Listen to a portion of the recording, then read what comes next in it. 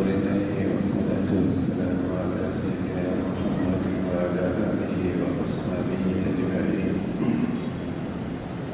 الحمد لله والصلاة والسلام على سيدنا محمد وعلى آله وأصحابه أجمعين. أما بعد فأعوذ بالله من الشيطان الرجيم. بسم الله الرحمن الرحيم. يعلمون ظاهرا من الحياة الدنيا وهم عن الآخرة غافلون. صدق الله العظيم. اللهم صل على سيدنا محمد النبي الأمي وعلى آله وأصحابه وسلم.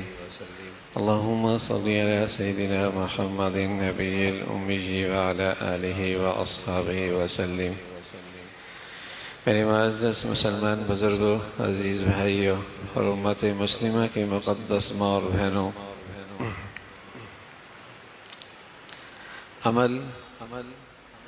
عمل کی زندگی، اعمال، انسانی اعضاء اور جوارح سے نکلنے والا عمل،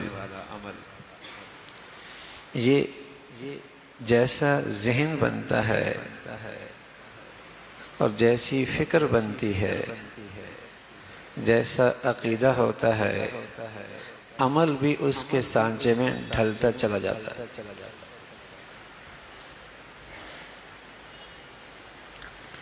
یہاں خوف بیٹھا ہوا ہے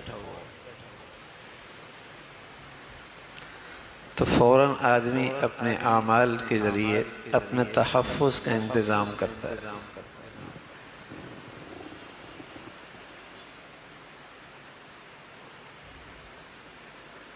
ذہن اور فکر، پھر عمل اس کے پیچھے چلتا ہے۔ سوچ کیا ہے اس کی، فکر کیا ہے اس کی، دماغ کیا بنا ہوا ہے اس کا، عمل بھی اس کے پیچھے پیچھے چلتا ہے۔ پھر زندگی کے اعمال بھی، زندگی کے فیصلے بھی، زندگی کا رہن سہن بھی اس کے پیچھے چلتا چلا جاتا ہے۔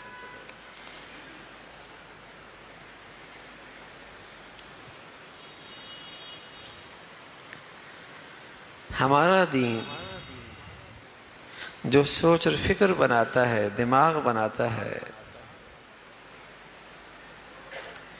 وہ اس نقطے پہ بناتا ہے وَبِالْآخِرَةِ هُمْ يُوقِنُونَ، وَبِالْآخِرَةِ هُمْ يُوقِنُونَ،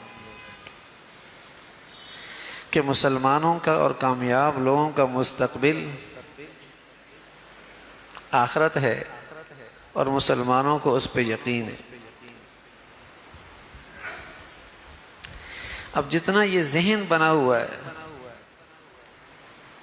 کہ ہمارے بچوں کا اور بچیوں کا اور ہمارا زندگی کا مستقبل آخرت ہے، تو پوری زندگی پھر اس بہتر مستقبل میں لگا دیتا ہے کہ وہ میرا مستقبل بہتر کیسے بنے۔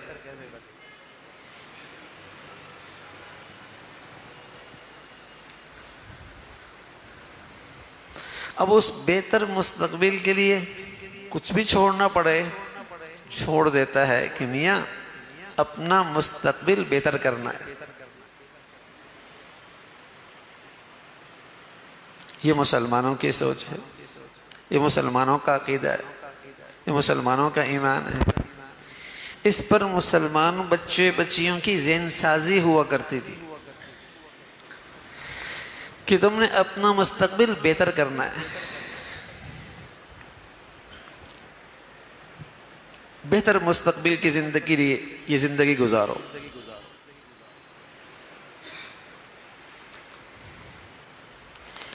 اور ایک ذہن سے ذہن سازی یہ بھی ہوتی ہے تعلیم کے ذریعے، اسکول کے نصاب کے ذریعے، بیٹھو بھائی، اور ماحول کے ذریعے،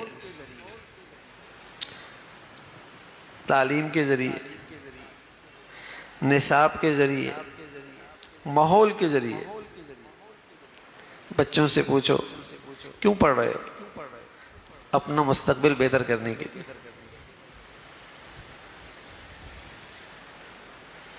ایک جگہ سے دوسری جگہ شفٹ ہو رہا ہے، کیوں کر رہے ہو؟ شفٹنگ کیوں کر رہے ہو؟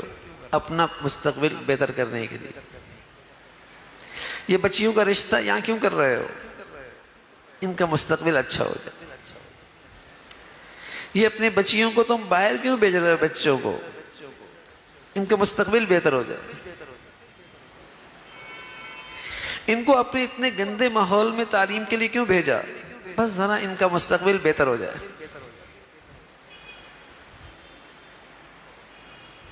مستقبل بہتر ہو جائے۔ تو ایک یہ ذہن سازی ہے جو باطل نے کر دی کہ اسی دنیا کے اگلے سالوں کو اپنا مستقبل سمجھ لیا،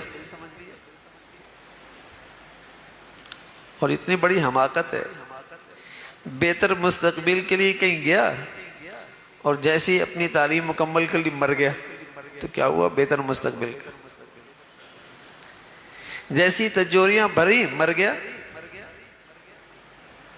جیسی کاروبار شروع کیا مر گیا۔ دیکھتا بھی ہے لیکن ماحول کا اتنا اثر ہے، اس باطل کے نظام تعلیم کا اتنا اثر ہے، اس باطل کے نظام کا اتنا اثر ہے کہ یہ سب کچھ دیکھتا ہے۔ ابا بھی چلا گیا، اماں بھی چلی گئی، یہ جو بہتر مستقبل کے لیے نکلے گئے تھے دفتر میں ہی مر گیا، فیکٹری کے اندر ہی مر گیا۔ بہتر مستقبل کے لیے نکلا تھا، تعلیم مکمل ہوئی، ڈگری آئی، مر گیا۔ سب دیکھتے ہیں لیکن وہ ذہن سازی ایسی ہے، پھر بھی بہتر مستقبل کے لیے محنت کر رہا ہے۔ چند دنوں سے افغانستان کی وہ ایئرپورٹ کی خبریں دیکھنے کو مل رہی ہیں تو میں رہ کر یہ خیال آتا ہے کہ باطل نے مسلمان بچے بچیوں پر، نوجوانوں پر کیسے محنت کی ہے اور کیسا ذہن بنایا ہے کہ آج وہ اپنا مستقبل بہتر کرنے کے لیے جان کی بازی لگا کر کفر کے ماحول میں جانا چاہتا، برین واش کر دیا، ذہن سازی کر دی۔ اس ماحول نے ان کا یہ ذہن بنا دیا کہ بہتر مستقبل کے لیے، کہنے میں بیچارے مسلمانوں کے بچے، مسلمانوں کی بچیاں ہیں، تو اگر ان سے پوچھا جائے کیا کرنا جا رہا ہو؟ مستقبل بہتر کرنے کے لیے، تو ان بیچاروں کے ہاں مستقبل ہے ہی یہی، اور یہ ہم میں سے کتنے بچوں کا ہے، کتنی بچیوں کا ہے، کتنے ماں باپ اپنی اولادوں کو ایسے ماحول میں پھینک دیتے ہیں، نہ ایمان بچتا ہے نہ شرم و حیا بچتی ہے، لیکن ایک ذہن سازی ہوئی ہے، دماغ بن گیا ہے، کچھ بھی ہو جائے بچوں کا مستقبل اچھا ہو جائے گا۔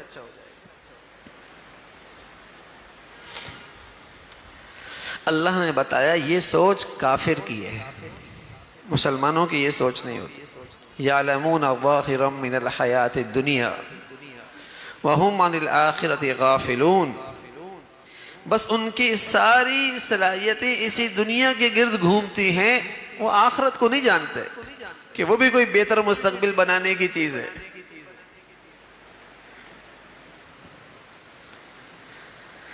ان کی ساری صلاحیتیں، ان کی ساری محنتیں، ان کی ساری کوششیں اسی کے گزرتی ہیں، اسی دنیا کے گرد۔ حالانکہ ہمارے نبی فرمایا کرتے تھے، دعا کیا کرتے تھے، اور دعا میں فرمایا کرتے تھے اللہم لا تجعل الدنیا اکبر ہمنا، اے اللہ دنیا میری بڑی پریشانی نہ بننے دینا، اللہ دنیا میری پریشانی نہ بننے دینا کہ میں دنیا کی کسی مسئلے کی وجہ سے پریشان رہوں۔ آمدنی کم ہے، قد چھوٹا ہے، جسم بھاری ہو گیا ہے، خوبصورتی زیادہ نہیں ہے، اولاد نہیں ہے، آمدنی کم ہے، گھر چھوٹا ہے، سواری نہیں ملی ہے، اسٹیٹس نہیں حاصل کر پایا، یہی غم ہے نا آج کل۔ آج کل پریشانی کیا ہے؟ بچیوں کو دیکھو، بچوں کو دیکھو، سب ڈپریشن میں، سب ڈپریس ہیں، یہی غم میں لگے ہیں نا کہ زمانے کے اسٹیٹس پہ نہیں اتر رہا. میرا بچہ اس ماحول میں نہیں پڑھ پا رہا جہاں میرے کزن کے بہت سارے بچے پڑھ رہے ہیں. آمدنی وہ نہیں ہے جو میرے دائیں بائیں لوگوں کی ہے. تعویذ کیوں لیتا ہے؟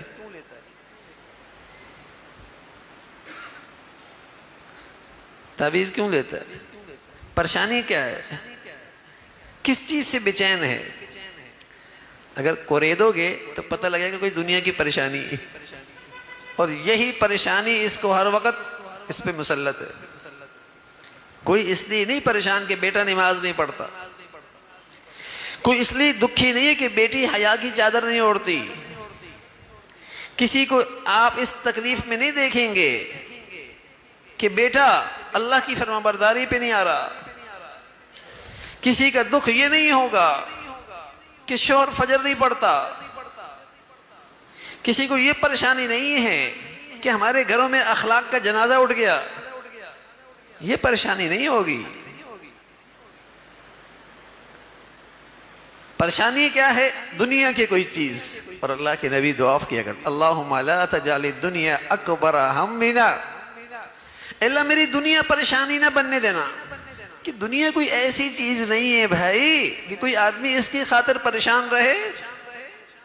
ہاں، اللہ کے نبی فرمایا کرتے تھے اذا عظمت امتی الدنیا نزیت منها ہیبۃ الاسلام. جب دنیا بڑی چیز ہو جائے گی نا، پھر پریشانیاں دنیا کی رہ جائیں گی، دین کی غم کسی کو نہیں لگے گا، دین کی پریشانی کسی کو نہیں ہوگی. دین مٹ رہا ہے یہ تکلیف کسی کو نہیں ہوگی. اللہ کے حکم میرے گھر میں ٹوٹ رہے ہیں، اس سے کوئی نہیں روئے گا. دنیا بڑی چیز ہو گئی نا.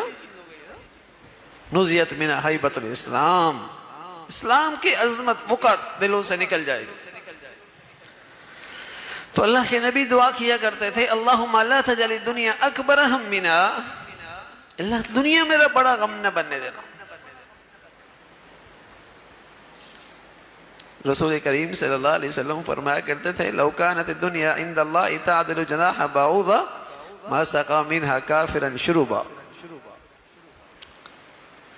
اگر اللہ کے ہاں یہ دنیا کوئی بڑی چیز ہوتی نا تو اللہ اپنے سب سے بڑے دشمن جس کے اندر کفر کی نجاست ہے، جس کے اندر شرک کی نجاست ہے، جو اللہ کا سب سے بڑا دشمن ہے، اللہ اسے ایک گھونٹ بھی پانی کا نہ دیتا.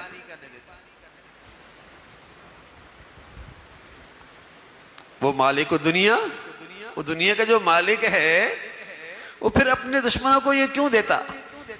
اللہ کے ہاں اس کی کوئی چیز نہیں.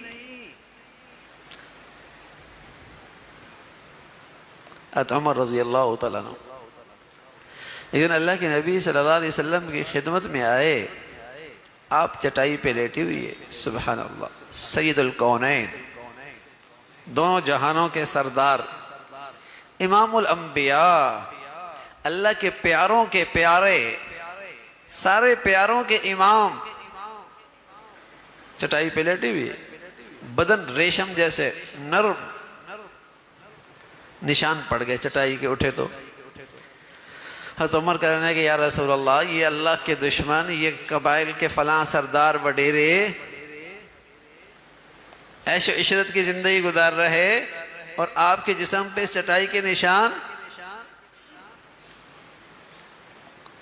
اللہ کے نبی صلی اللہ علیہ وسلم حضرت عمر کو یوں ہاتھ مارا اور فرمایا عمر تم بھی دھوکے میں ہو، تم بھی دھوکے میں ہو. اذهبتم طیباتکم فی حیاتکم الدنیا واستمتعتم بها. انہیں اللہ نے دنیا دے دی، کوئی ایسی چیز نہیں ہے.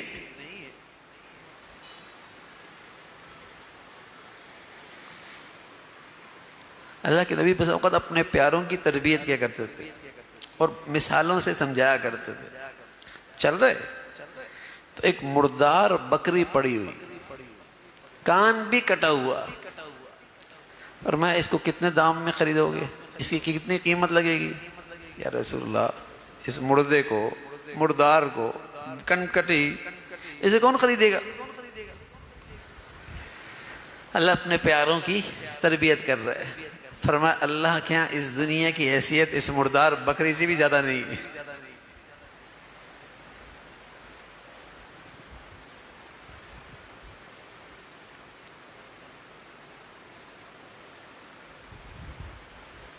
دیکھیے نا سوچ میں کتنا فرق آ گیا، فکر میں کتنا فرق آ گیا، ماحول نے بنا دیا، ماحول نے بنا دیا۔ جس ماحول میں رہتا ہے، جس ماحول میں پڑھتا ہے، جو کچھ پڑھتا ہے، اس نے یہ ذہن سازی کر دی، اسی میں بڑا ہوتا ہے، اس ماحول میں۔ اب جب اس سے پوچھو بیٹے کیا کرنا ہے، اپنا مستقبل بہتر کرنا، اور اس کی نظر میں مستقبل 60 70 80 سال۔ ماں بیٹی کا رشتہ کرتی ہے، یہی مستقبل دیکھتی ہے، باپ بیٹے کو پڑھاتا ہے، یہی مستقبل دیکھتا ہے، شوہر اپنی زندگی کے فیصلے کرتا ہے، یہی مستقبل دیکھتا ہے۔ بیوی کو پریشانی ہے، دکھ ہے، شکایت ہے، تو اس کے سامنے بھی یہی زندگی ہے۔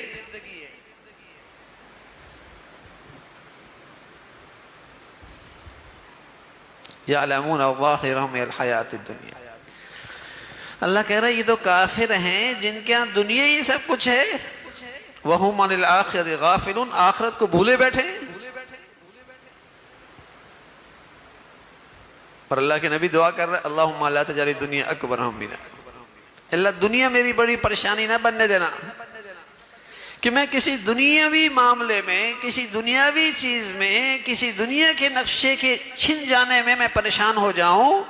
لا تجعل الدنیا اکبر ہمنا ولا مبلغ علمنا، اے اللہ میری ساری دانش اور میرے سارے علم کا حاصل دنیا نہ بننے دینا، کہ میں علم اس لیے حاصل کر رہا ہوں کہ دنیا کماؤں۔ یہ بڑا سمجھدار ہے، کیا مطلب؟ کمانا بہت اچھا آتا ہے۔ آج ہمارے ہاں ہوشیار کیسے کہتے ہیں؟ ہوشیار کسے کہتے ہیں؟ وہ نہیں جو اس کے اندر تقوی زیادہ ہے، ہوشیار اسے کہتے ہیں جو اچھے طریقے سے اچھا کاروبار کر لیتا، اسے کمانا اچھا آتا ہے، چاہے حلال سے کمائے چاہے حرام سے کمائے، جائز ہو یا ناجائز، سچ بول کے یا جھوٹ بول کے، دیانت کے ساتھ یا خیانت کے ساتھ، بس پیسے اکٹھا کرنا آتا ہے نا، بڑا ہوشیار ہے۔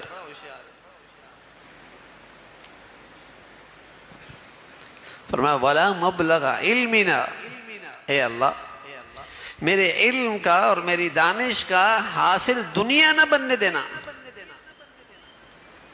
اچھا یہ دونوں چیزیں اتنی بری ہیں، کسی کو دنیا کا غم لگ جائے، کسی کی ساری صلاحیتیں، سارا علم ہوئی دنیا کے خاطر، یہ اتنی بری چیز ہے، آپ کو اندازہ ہوگا۔ اللہ نبی نے فرمایا وَلَا تُسَلِّطْ عَلَيْنَا مَن لَا يَرْحَمُنَا، اے اللہ کسی ظالم پہ ہم پہ مسلط نہ کرنا۔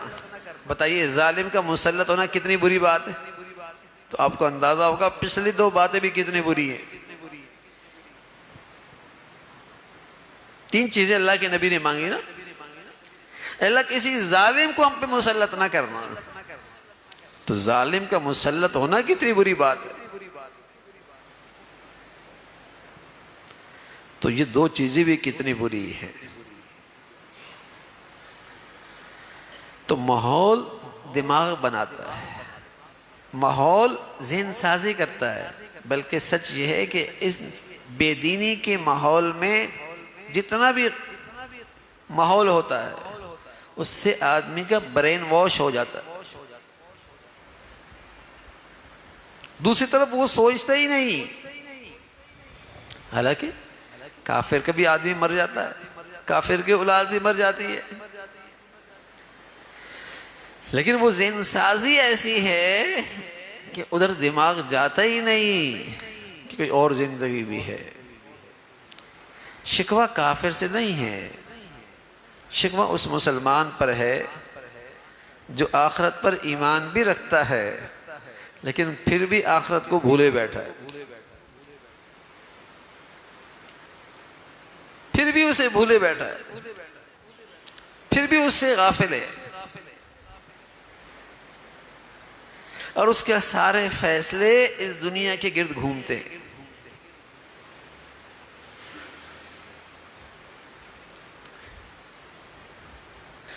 اللہ نے جنتی لوگوں کا تذکرہ فرمایا جن سے اللہ بڑا راضی ہوا ہے، ان کی چند خوبیاں ہیں، اور جب اللہ کے نبی نے ان کی خوبیوں کو تذکرہ فرمایا، حضرت عائشہ کہنے لگی یا رسول اللہ، یہ اتنے ڈرنے والے لوگ کون ہیں؟ کوئی اللہ کے نافرمان ہیں؟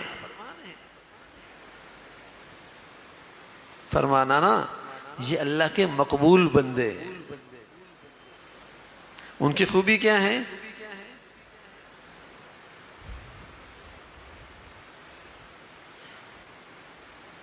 ان کی خوبی ہے والذین یؤتون ما آتوا وقلوبهم وجلة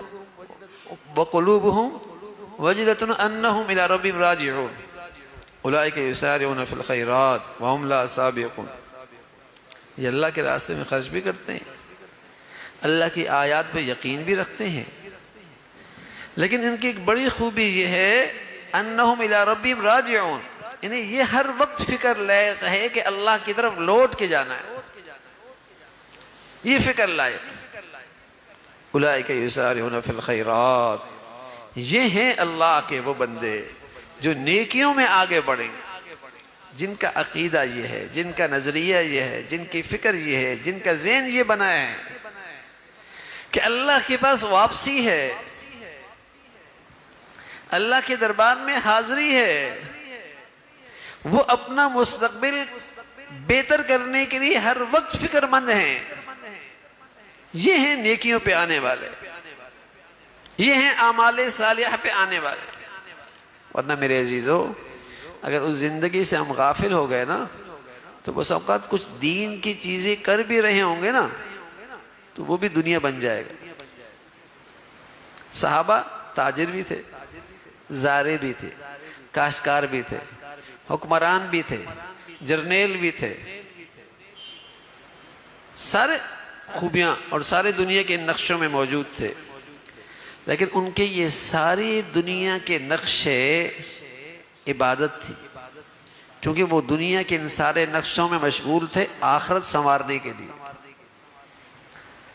آخرت سنوارنے کے لیے۔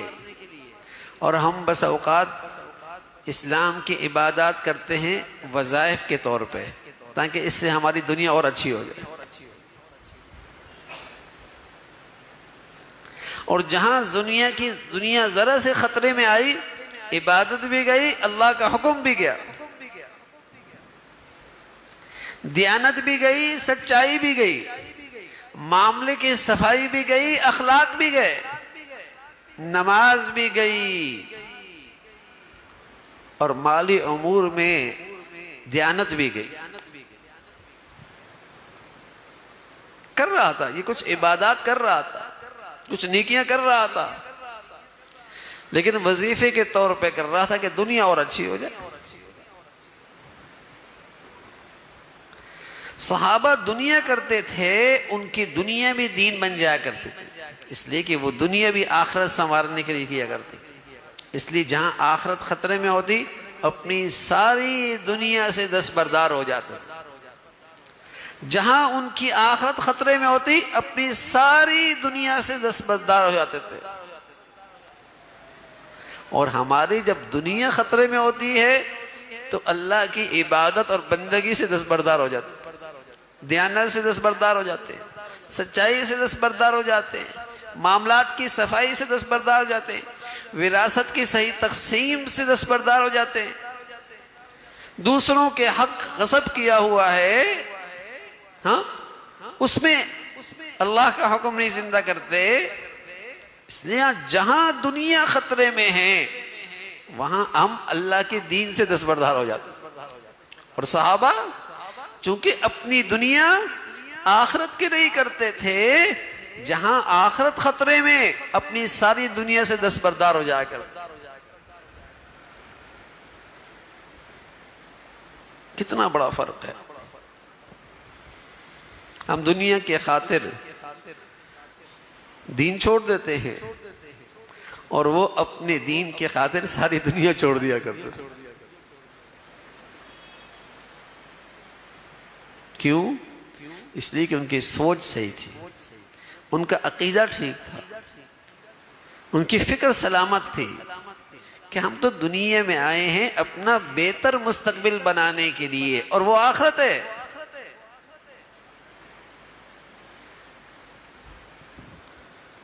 ہم تو اس چند روزہ زندگی میں آئے ہیں اپنی آخرت جو ہمارا بہتر مستقبل ہے اسے بنانے کے لیے. دماغ صحیح تھا، ذہن سازی ہوئی تھی، یہ عقیدہ تر و تازہ تھا.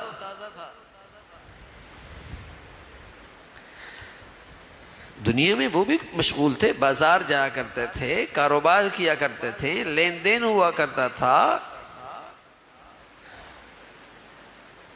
عہدوں پہ تھے، مناصب تھے، بظاہر وہ دنیا کے نقشوں میں نظر آتے تھے، لیکن وہ یہ سب کچھ کرتے تھے کس کے لیے؟ آخرت سنوارنے کے لیے. اور اس میں وہ سچے کتنے تھے کہ آخرت سنوارنے کے لیے دنیا کیا کرتے تھے. تو ان کی زندگی میں ملتا ہے کہ جہاں ان کا دین خطرے میں، جہاں ان کی آخرت خطرے میں، اس دنیا کو چھوڑ دیا کرتے، اس دنیا کو وہ چھوڑ دیا کرتے. جہاں ان کا دین خطرے میں، جہاں ان کا آخرت خطرے میں، اس دنیا کو چھوڑ دیا کرتے. اور مسلمان عقیدے کے لحاظ سے کمزور ہو گیا، اس کی سوچ اور فکر میں سلامتی نہ رہی. دنیا یہ بھی کرتا ہے لیکن اس کی خاطر یہ اپنی دین چھوڑ دیتا ہے، اللہ کا حکم قربان کر دیتا ہے، آخرت فراموش کر بیٹھا ہے. بتائیے نا، بچوں کی تعلیم میں، تربیت میں، بچوں کی تعلیم میں، تربیت میں، بیٹیوں کی تعلیم اور تربیت میں دنیا دیکھتے ہیں، آخرت دیکھتے ہیں. دین دیکھتے ہیں، سوسائٹی کا اسٹیٹس دیکھتے ہیں. ایسے ہماری زندگی بھری پڑی ہے. اندازہ ہوگا کہ ہمارا عقیدہ کتنا کمزور ہو گیا ہے، ہماری سوچ اور فکر میں کتنا فساد آیا ہے.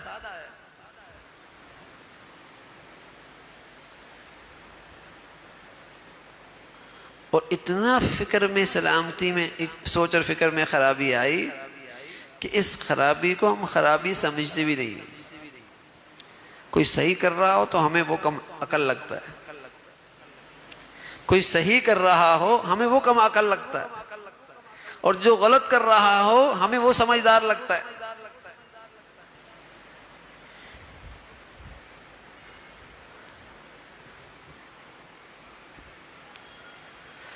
تو اللہ کے نیک بندوں کی ایک بڑی نشانی، مقبول بندوں کی ایک بڑی نشانی، اعمال صالحہ پہ آنے کی ایک بڑی بنیاد یہ ہے کہ آدمی کا سوچ اور فکر اور عقیدہ ٹھیک ہو کہ بہتر مستقبل دنیا نہیں آخرت ہے.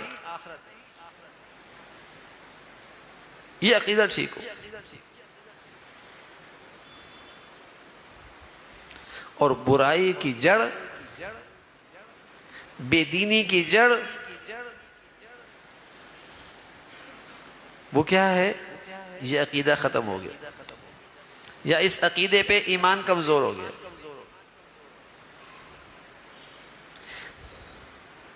یا مادہ پرستی اس دنیا پر ایمان آ گیا کہ بس یہی ہے، بس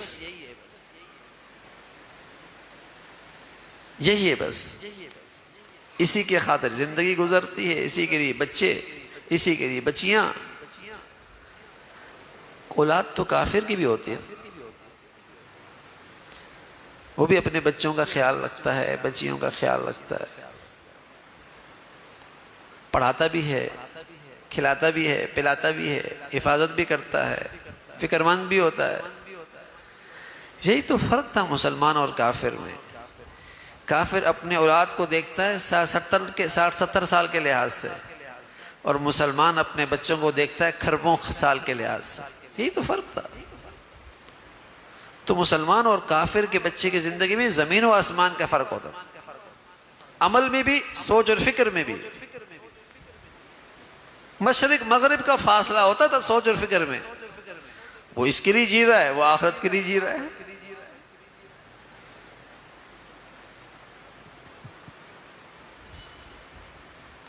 لیکن آج میرے عزیزو، چونکہ سوچ اور فکر میں فساد آ گیا تو دونوں کے بچے ایک جیسے لگتے ہیں، دونوں کے بچیاں ایک جیسے لگتی ہیں.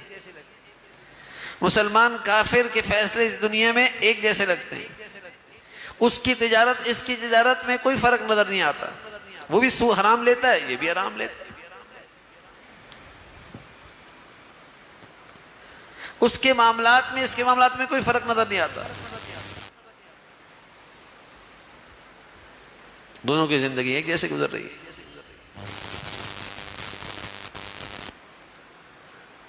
چند لوگ جا رہے تھے نا، تو ان میں سے ایک آدمی درخت پہ چڑھ گیا. تھے عقل کی ان کی پوری تھی. تو سردار جی کے پاس گئے، سکھ کے پاس گئے کہ ہمارا آدمی اوپر چڑھ گیا، کوئی ایسی تدبیر بتائیں کہ یہ آسانی سے نیچے آ جائے. کا کوئی مسئلہ نہیں، رسی پھینکیں، وہ کمر میں باندھے گا، تم کھینچ لینا، وہ نیچے آ جائے گا. انہوں نے اسی کے مشورے پہ عمل کیا. کمر میں اس نے رسی باندھی، کھینچا، نیچے مر گیا. اب اٹھا کے اس کے پاس لے گئے، تم نے تو ہمارا آدمی مروا دیا. کہا اوہو، نہ جانے کتنے لوگوں کو میں نے اسی تدبیر سے کنویں سے نکالا ہے.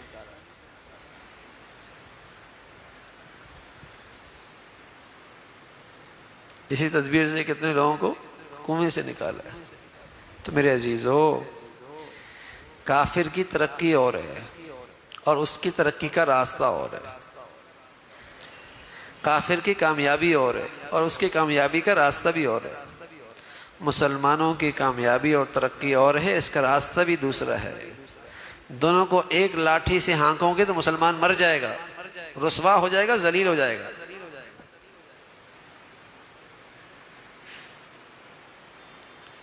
اس کے ہاں ترقی کامیابی تو 60-70 سال کی ہے نا. مسلمانوں کے ہاں کامیابی ترقی خربوں سال کی زندگی کے لحاظ سے نا.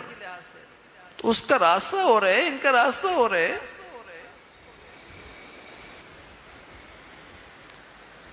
لیکن جب کفر کا ماحول غالب آ گیا، ان کا نظام تعلیم غالب آ گیا، تعلیمی ماحول غالب آ گیا، تو سوچ اور فکر دونوں کی ایک جیسے ہو گئی.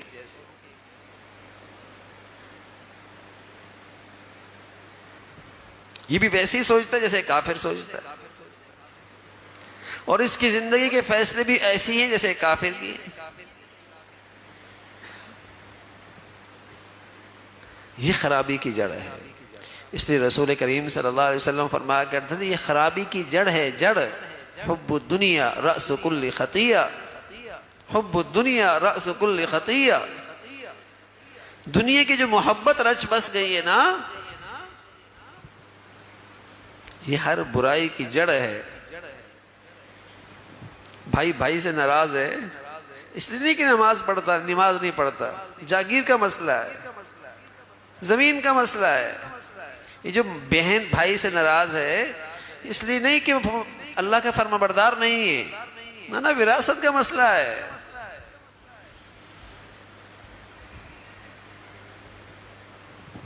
یہ گھر میں جو ساس بہو کے جھگڑے ہیں، اس لیے نہیں کہ پردہ نہیں کرتی ہے نا، اخلاق نہیں ہے.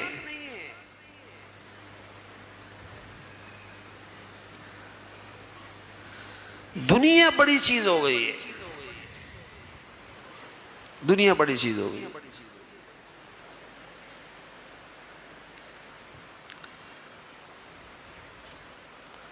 ابھی سفر میں تھا تو وہاں علماء سے بات ہو رہی تھی، تو فرمانے لگے کہ ہمارے ہاں سیاحت تو بڑھ گئی، لوگ یہاں بہت کثرت کے ساتھ تفریح اور سیاحت کے لیے تو آ رہے ہیں، پیسہ بھی بہت بڑھ گیا، لوگوں کو روزگار بھی مل رہا ہے. لیکن عجیب مصیبت آئی ہے، اخلاق چلے گئے. ہماری جو دینداری تھی نا، ہمارے ہاں کی مہمان نوازی مشہور تھی. کہنے لگے اب کوئی مہمان آتا ہے تو فکر ہوتی ہے کہ اس سے پیسے کیسے نکالے جائے. اب گھر گھر میں جھگڑے ہیں، پہلے کوئی زمینوں کو پوچھتا ہی نہیں تھا، اب دادی نانی کی وراثت کے مسئلے آ گئے۔ تو فرمایا دنیا کیا آئی ہے، دینداری ختم ہو گئی، وہ اسلامی دینی قدریں ختم ہو گئی۔ حب الدنیا رأس کل خطیہ، ہر برائی کی جڑ ہے۔ جہاں دنیا پرستی آئے گی قسم خدا کی وہاں ٹوٹ پھوٹ ہوگی، گھر، خاندان، معاشرہ، سوسائٹی، قوم ٹوٹ پھوٹ ہوگی۔ اور جہاں خدا پرستی آئے گی سبحان اللہ وہاں محبتوں کو طاقت ملے گی، وہاں محبتیں فروغ پائیں گی۔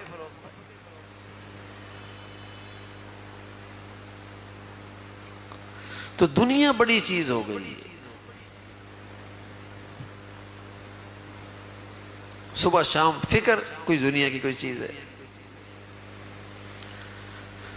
وَأَمَّا مَنْ خَافَ مَقَامَ رَبِّهِ وَنَهَى النَّفْسَ عَنِ الْهَوَىٰ، یہ خوش نصیب لوگ جنہیں یہ فکر ہے کہ اللہ کے سامنے کل کھڑا ہونا ہے، کیا منہ لے کے جاؤں گا، کیا عمل لے کے جاؤں گا، کیسی زندگی لے کے جاؤں گا، یہ ڈر ہے بس۔ وَنَهَى النَّفْسَ عَنِ الْهَوَىٰ، یہ ہیں وہ لوگ جو اپنے نفس پہ قابو پر رکھتے ہیں۔ فَإِنَّ الْجَنَّةَ هِيَ الْمَأْوَىٰ، یہ ہیں جنتی لوگ، یہ ہیں جنتی لوگ جنہیں یہ فکر ہے کہ کل کون سی زندگی لے کے جاؤں گا، کس منہ کے ساتھ جاؤں گا، کون سا عمل لے کے جاؤں گا، یہ فکر لگی ہوئی ہے۔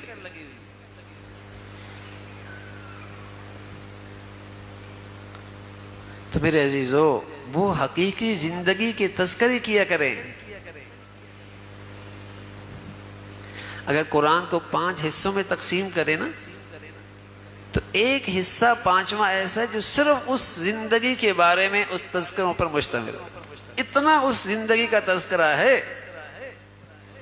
کہ تمہارا مستقبل تم نے وہ اپنا بہتر مستقبل کرنے کی فکر کرنی ہے۔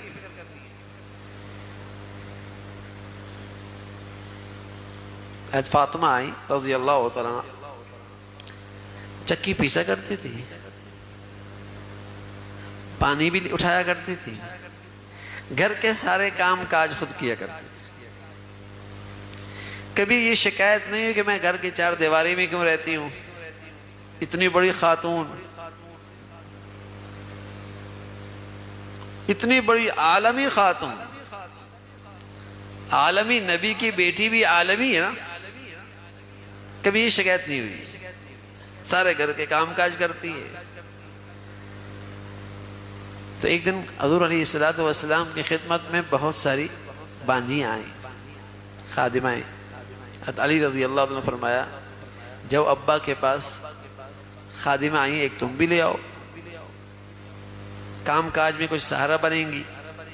چلی گئی، بیٹھ گئی۔ اللہ کے نبی صلی اللہ علیہ وسلم بڑی محبت فرمایا کرتے تھے، کبھی فاطمہ آتی تو کھڑے ہو جایا کرتے تھے، سبحان اللہ۔ اور ساری اولاد کی محبت سمٹ کے فاطمہ کے لیے ہو گئی تھی۔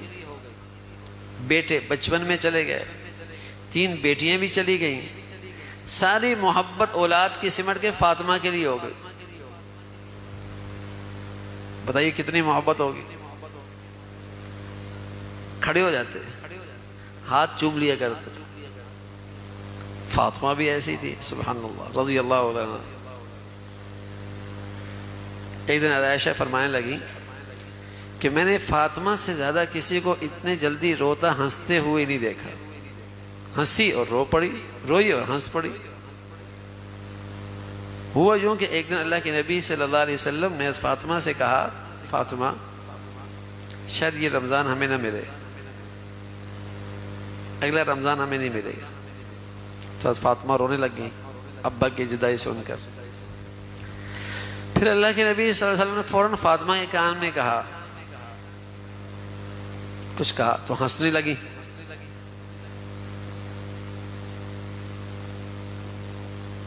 اب جب ہنسنے لگی تو عائشہ فرمانے لگی کیا کہا اللہ کے نبی نے؟ کہا کان میں بتایا اس لیے کسی کو بتانا نہیں ہے۔ اللہ کے نبی صلی اللہ علیہ وسلم دنیا سے تشریف لے گئے، عائشہ فرمانے لگی اب بتا دو روئی کیوں تھی پھر ہنسی کیوں تھی؟ فرمایا پہلے تو یہ کہا تھا کہ میں رمضان نہیں پاؤں گا، اور دوسری مرتبہ فرماتا کہ میرے گھر میں جو سب سے پہلے میرے پاس آ کے ملاقات کرے گا وہ تم ہوگی۔ میں ہنس پڑی، بڑی محبت تھی۔ اب ایسی پیاری بیٹی وہ آئی کس لیے؟ خادمہ مل جائے۔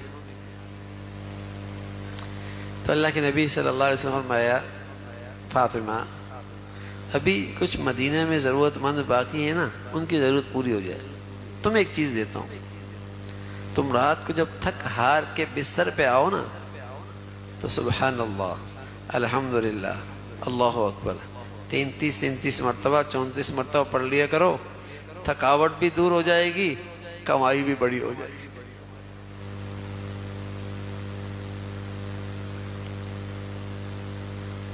دنیا کے لحاظ سے تو کوئی کہے گا کیا دیا بیٹی کو، خادمہ ہی دے دیتے، لیکن بیٹی بھی خوش، ابا بھی مطمئن کہ میری بیٹی کے پاس بہتر مستقبل کا عمل آ گیا ہے۔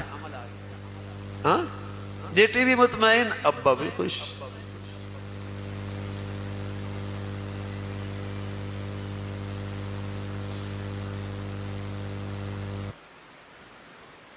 وہ زندگی ہے نا۔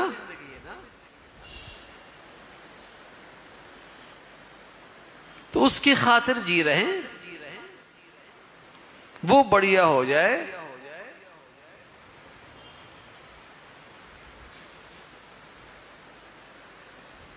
تو اللہ کے نبی صلی اللہ علیہ وسلم نے اپنے عمل سے دکھایا کہ وہ زندگی اصل ہے۔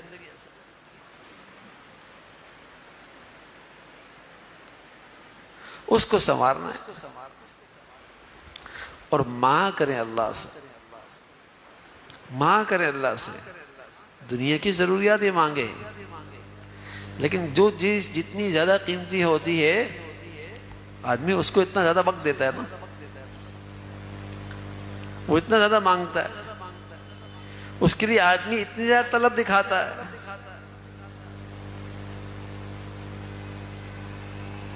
تو اس کی طلب دکھایا کرے، اور اللہ سے یہ دعا کیا کریں کہ اللہ دنیا کی کوئی چیز مجھے پریشان نہ کرے، آخرت بڑی چیز ہے۔ اس لیے اللہ کے نبی صلی اللہ علیہ وسلم فرمایا کرتے تھے اربع اذا کن فیک فلا علیک ما فاتک الدنیا۔ 4 چیزیں ایسی ہیں نا اگر تمہیں مل جائیں تو ساری دنیا میں تم سے چوک جائے نہ ملے تو کوئی گھاٹے کی بات نہیں ہے۔ سبحان اللہ۔ اربع اذا کن فیک فلا علیک ما فاتک الدنیا۔ وہ کون سے اعمال ہیں؟ صدق و حدیث، بات کی سچائی، وحفظ امانہ،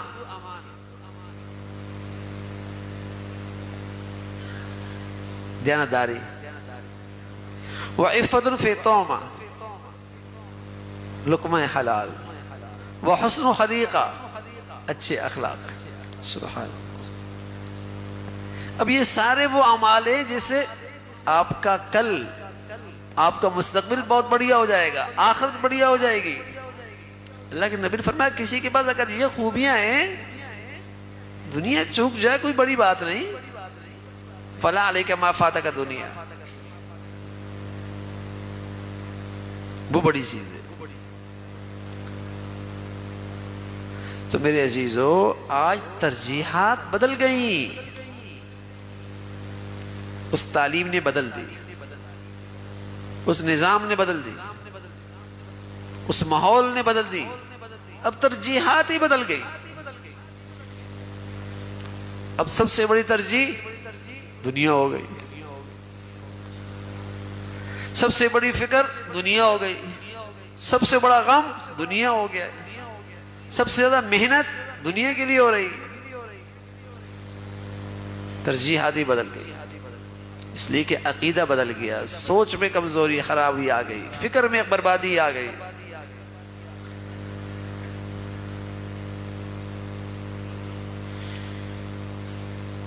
دنیا کے بارے میں تو اللہ کہتے ہیں نا، قناعت کر لو، سادگی اختیار کرو، کم پہ اکتفا کرو، لیکن جب بہتر مستقبل کی بات آتی تو کہتے ہیں سابقو، ایک دوسرے سے آگے بڑھو۔ جب بات آخرت کی آتی ہے، جو بہتر مستقبل بنانا ہے، اسے فرمایا ایک دوسرے سے آگے بڑھو، وہاں دوڑ لگاؤ، یہ ہے میدان ایک دوسرے سے آگے بڑھنے کا۔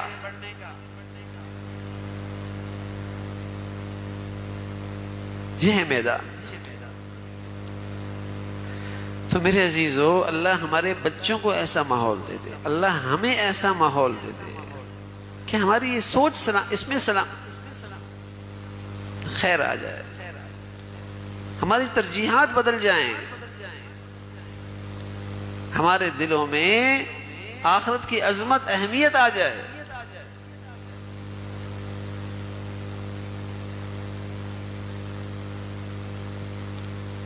بچے کی اگر دنیاوی لحاظ سے نمرات ٹھیک نہ ہو، پیپر اچھا نہ ہوا ہو، رزلٹ اچھا نہ آیا ہو، تو صرف بچہ بچی پریشان نہیں ہوتے، پورا گھر پہ ماتم طاری ہو جاتا۔ کیوں؟ ذہن بنا ہوا ہے نا، بہت بڑا نقصان ہو گیا ہے، مستقبل بچے کا خراب ہو جائے گا، بلکہ ایک داغ لگ جائے گا۔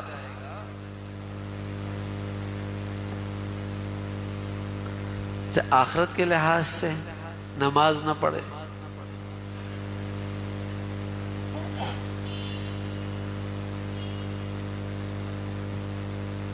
اسلامی زندگی کہیں بھی اس کی زندگی میں نظر نہ آئے،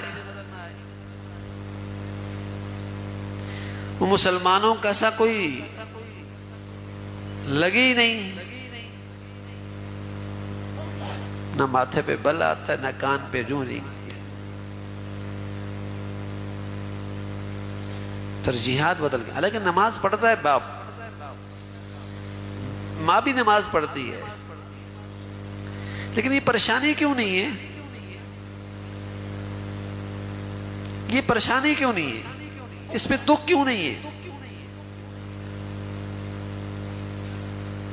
اس لیے کہ سوچ اور فکر میں خرابی آ گئی، عقیدہ کمزور ہو گیا ہے کہ اس دنیا کا مستقبل بہتر ہو جائے، آخرت کوئی بات نہیں، دیکھی جائے گی۔ ماحول نے سوچ پہ اثر ڈال دیا، ماحول نے فکر پہ اثر ڈال دیا۔ تو میرے عزیزو، بڑی خرابی ہے، یہ بڑی خرابی، بلکہ خرابی نہیں، اللہ کے نبی فرمایا کرتے ہیں خرابیوں کی جڑ ہے۔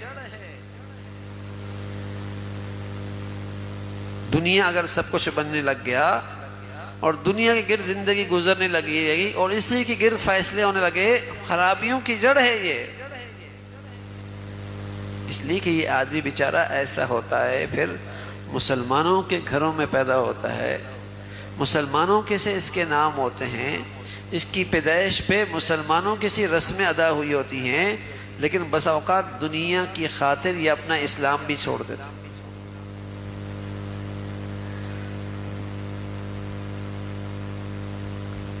اس کی خاطر وہ اپنا ایمان بھی قربان کر دیتا ہے۔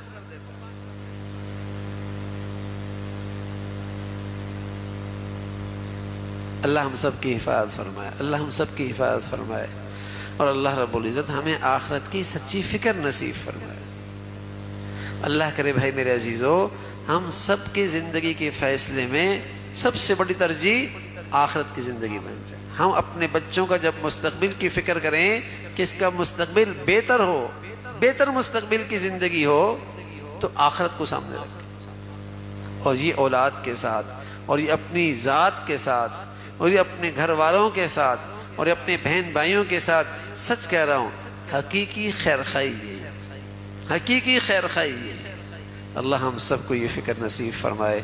سبحانک اللہم و بحمدک، نشہد ان لا الہ الا اللہ، نستغفرک و نتوب الیک۔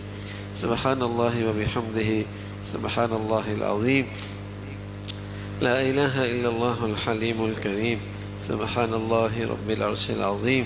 نسألك موجبات رحمتك وعزائم مغفرتك والغنيمة من كل بر والسلامة من كل إثم. اللهم لا تدع لنا ذنبا إلا غفرته ولا هما إلا فرجته ولا حاجة هي لك رضا إلا قضيتها يا أرحم الراحمين.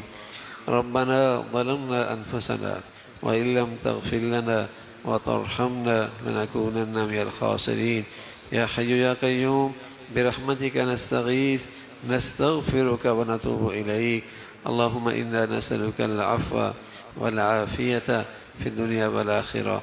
اللهم لا تجعل الدنيا أكبر همنا ولا مبلغ علمنا ولا تسلط علينا من لا يرحمنا. ربنا آتنا في الدنيا حسنة وفي الآخرة حسنة وقنا عذاب النار. يا حي يا قيوم برحمتك نستغيث نستغفرك ونتوب إليك. اللهم اجعل خير عمرنا آخرنا وخير عملنا خواتمنا وخير أيامنا يوم نلقاك فيه. اللهم بارك لنا في الموت وفيما بعد الموت يا أرحم الراحمين. ہم سب کا کہا سنا اپنی بارگاہ میں قبول فرما لے. ایمان والی، عافیت والی، صحت والی زندگی عطا فرما. اپنے پسند کا جینا نصیب فرما. کلمے والی موت نصیب فرما. مولا کریم ہمیشہ اپنے بچے بچیوں کی تعلیم کے، تربیت کے، زندگی کے صحیح فیصلے کرنے کی توفیق نصیب فرما. ہمیں صحیح سمجھ بوجھ زندگی کی نصیب فرما. ہمیں زندگی کا صحیح علم نصیب فرما. اے اللہ ہم سب کو مبارک ماحول نصیب فرما، اپنی مبارک صحبت نصیب فرما. اے مولا کریم جو تیرے پیارے ہیں ان کے ساتھ اٹھنا بیٹھنا نصیب فرما. اپنے مقبول بندوں کے ساتھ زندگی عطا فرما. ان کی عظمت، محبت، عقیدت نصیب فرما. ہر قسم کی بے ادبی سے اور ہر قسم کی ناقدری سے اپنے فضل سے محفوظ فرما. تمام حاضرین حاضرات کی تمام جائز حاجات کو پورا فرما. مشکلات کو آسان فرما، پریشانیوں کو ختم فرما. اے مولا کریم اپنے فضل سے ساری امت مسلمہ کے حال پہ رحم فرما. اہل اسلام کو نیک صالح قیادت نصیب فرما. ظالموں سے اور بے دینوں سے اس امت کو نجات نصیب فرما. دین کی خدمت کی جتنی شکلیں تیرے ہاں مقبول ہیں سبھی کی حفاظت فرما. کام کرنے والوں کی مدد اور نصرت فرما. مساجد کی، مدارس کی، مکاتب کی، علماء کی حفاظت فرما. یا ارحم الراحمین اپنے فضل سے، اپنے کرم سے مسلمانوں کو ایمان اسلام پر باہمی اتفاق و اتحاد نصیب فرما. اسلامی اخوت کو زندہ فرما. حمیت اسلامی کو زندہ فرما. اسلامی بھائی چارہ عام فرما. رنگ، نسل، وطن، علاقے، اے مولا کریم نفرتوں کی جتنی شکلیں ہیں اہل اسلام کو اس سے محفوظ فرما. ہمارے ملک کو امن اور سلامتی عطا فرما. استحکام نصیب فرما. یہاں ایمان ہدایت کی فضاؤں کو عام فرما. ہماری زندگیاں، صلاحیتیں، وسائل، ہماری اولادوں کو اس کے قبول فرما. ہم سب کے حال پہ رحم فرما. ساری امت مسلمہ کے حال پہ رحم فرما. وصلی اللہ علی سیدنا محمد وعلی آلہ وأصحابه أجمعين برحمتك يا أرحم الراحمين.